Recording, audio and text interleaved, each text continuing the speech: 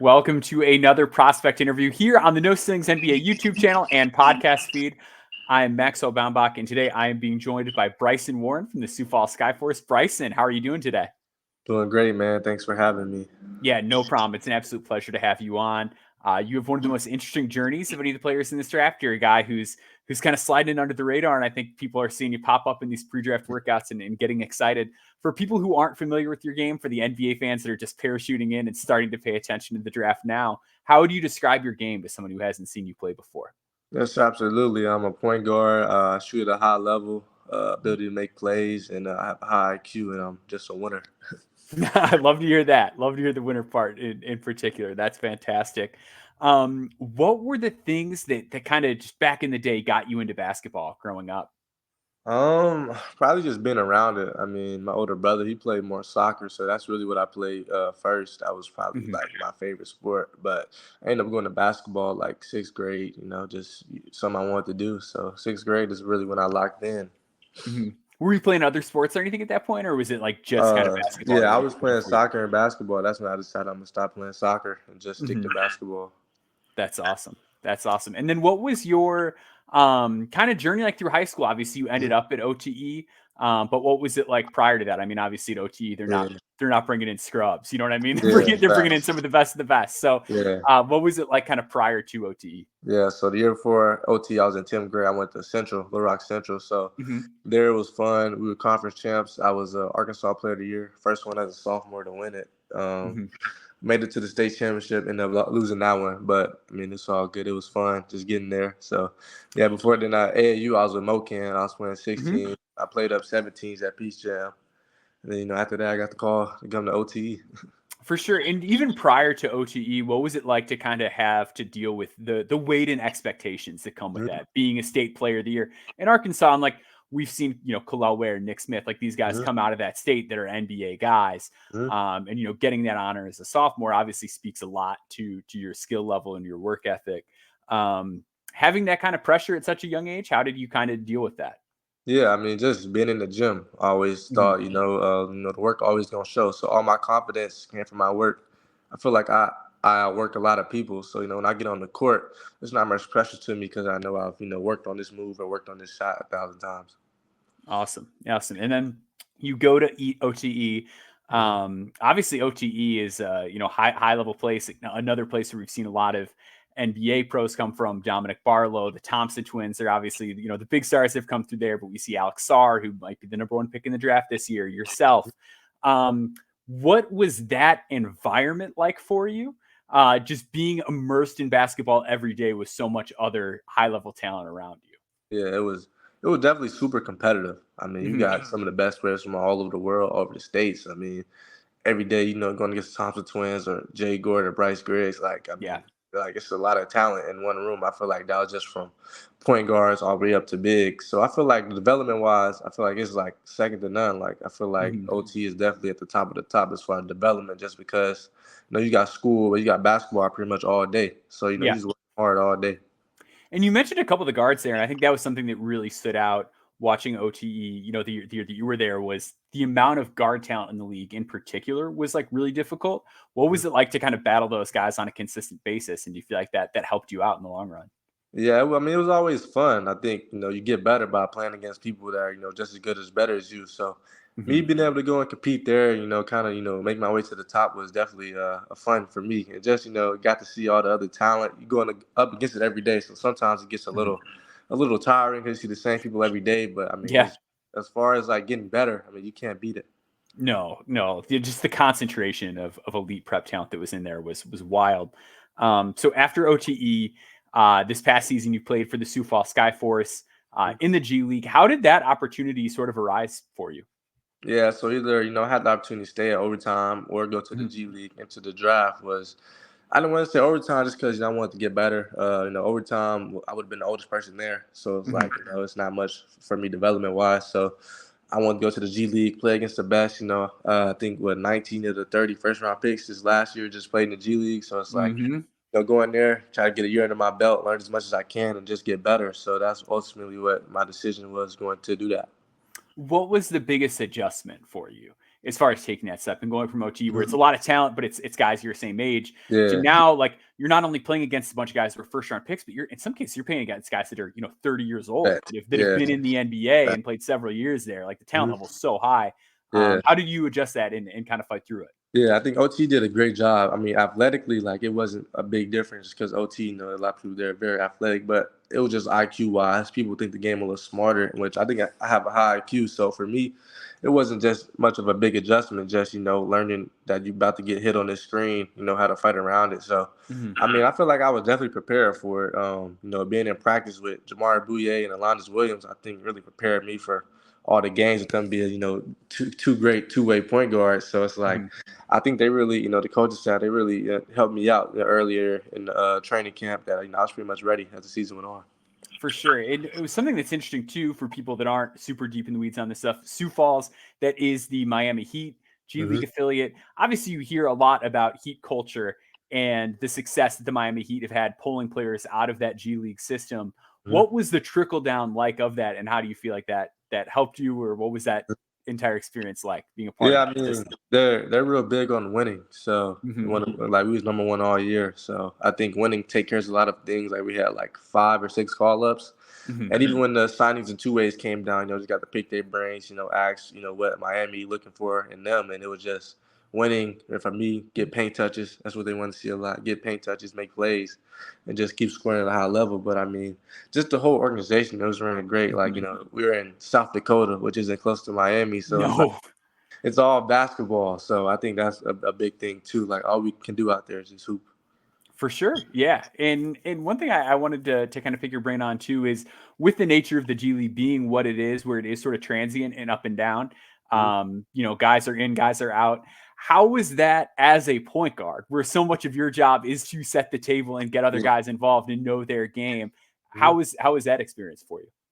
I think it was great for me just because I feel like I meshed very well with great players, and like I said, we had Alonzo Williams. He was with us a lot playing Hmm. point guard, Jamar Bouye. So when I got to play, I mean, it was always fun. 'Cause I feel like I'm real unselfish, and at the same time, I could score too. But it's just business at the end of the day. So when the two ways come down, the signees come down, who getting the ball. So you gotta be ready to Hmm. shoot. Or even when they weren't there, like Bouye and Alonzo, I'll be in the game with them. So I'm just playing defense and in the corner, ready to shoot. Hmm. So it was definitely a learning experience, but I definitely got better just in like all aspects of my game.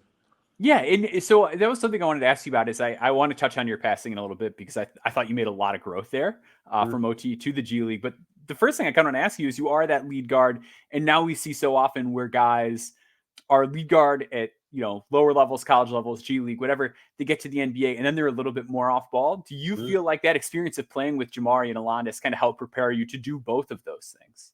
I mean, absolutely. I think just me, they were looking at me to shoot a lot, just I can shoot well. So, I mean, for me, it wasn't that hard because I'm great with moving without the ball. So that's one I think a big thing I can do very well. So, just me being in the right spots, I think played a big deal. But like I said, like they got an all star on the team. They gonna have the ball, so I just gotta be in the open spot ready to shoot. So I definitely feel like it taught me a lot there. Yeah. So the biggest thing I wanted to talk to you about that I'm just really curious to pick your brain on is you come into the G League, you're known as a point guard, you're known as a playmaker, and you got better there. Your assist to turnover was better in the G League than it was in OTE, which Mhm. is like, it's pretty crazy. Like, that's Yeah, not something that you would expect is a guy to yeah. scale up in competition and Mhm. improve as a playmaker. How did you continue to develop your feel and your deliveries and all the things that led you to have that playmaking success in a pro Yeah. league?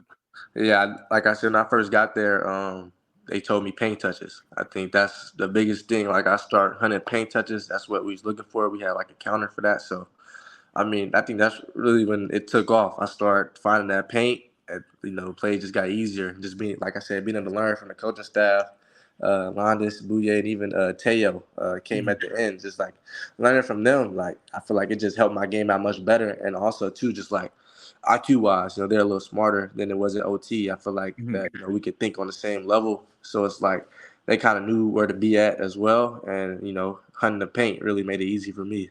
Mhm. And how would you say you go about getting in the paint differently? Is it setups at your handle? Is it just being ready to bolt off the catch? Is it Mhm. ball screen setup? Like, What do you feel like are the biggest differences in that I respect? think it's all of that. I mean, Hmm. of course, thinking score first, then make a play. So get by my man. Let's see what happens next. But just sometimes not settling on the three. Even though you Hmm. might be wide open, but you break the defense down, you attack the big. Now you can really see, what other options you have.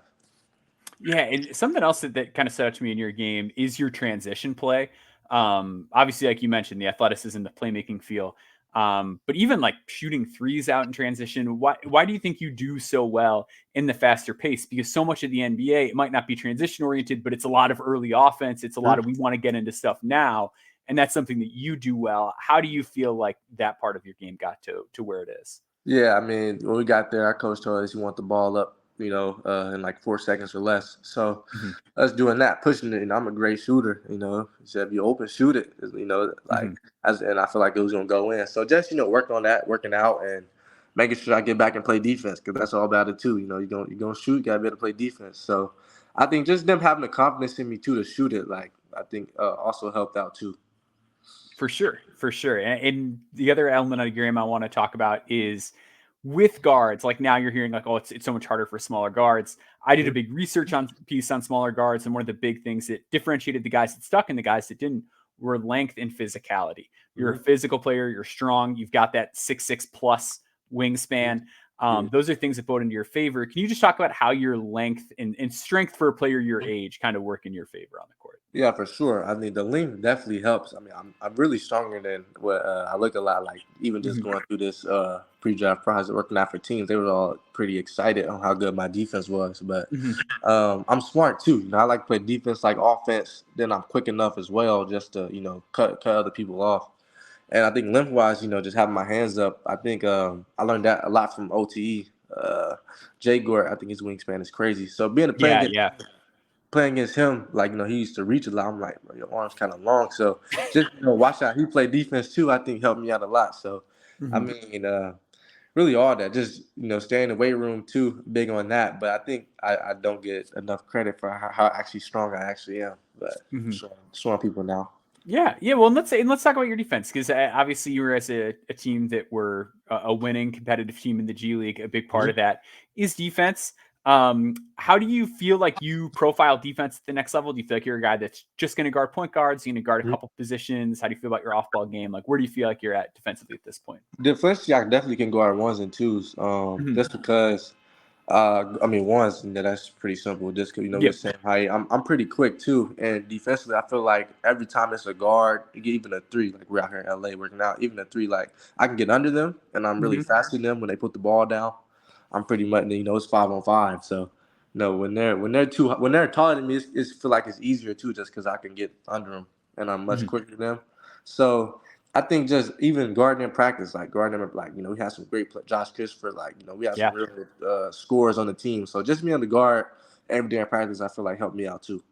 Hmm. And as you do prepare to take this next step, and obviously, the NBA is the next step for you. Mhm. How do you feel like competing against grown men in the G League just on a night to night basis help? Because like you're talking about playing Mhm. 5-on-5 and working with Yeah, other pros, but just having that sort of year under your belt, how do you feel like that might differentiate you?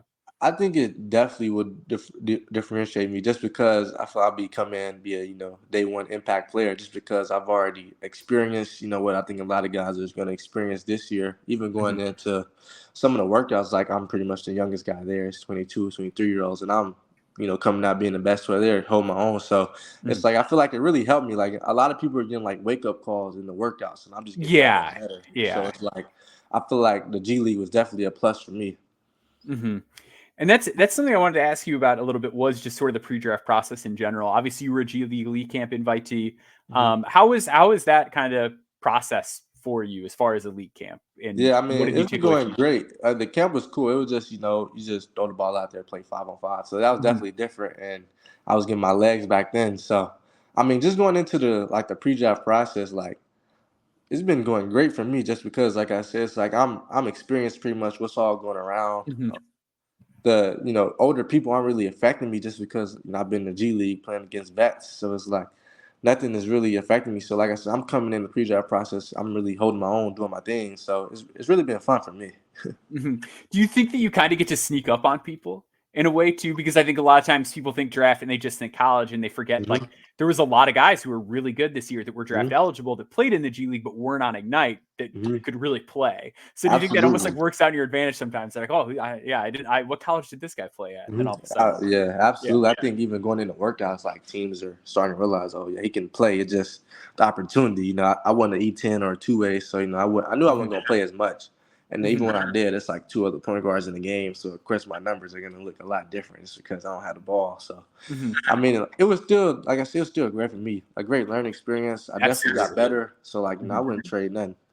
For sure, for sure. And what are the biggest things that you've been working on in your pre-draft that for teams they're gonna, that are bringing you in? What are they seeing that's different or new or something you sort of added since the end of the last G League season? Yeah, for sure. Just keep improving on shooting. Like I'm a better shooter than what I shot this year, just because, like I told him, my first time sitting on the bench for 9 minutes, and coming in, you got to knock down that first three you get. You wide open. So even out here, we've been working on like doing some running and then come in catching and shooting threes, but we start on a miss or make, just like the game. So I think that's been one of the biggest things. And of course, just getting stronger, to developing my body. And outside that, just getting quicker, stronger, faster, just keep improving my games in all aspects. Absolutely. Well, for people that want to follow along with you in your journey as you head into this next step, head into the draft, where can people find you on social media? Yeah, Bryson Warren on everything, Instagram and Twitter. Absolutely. Well, thank you so much for joining us, Bryson. We're all rooting for you over here. We appreciate you taking the time to join us. For all of our listeners, make sure you're subscribed here on the podcast feed as well as the YouTube channel. Like the video, subscribe for more. We'll see you all next time. Sir, appreciate you.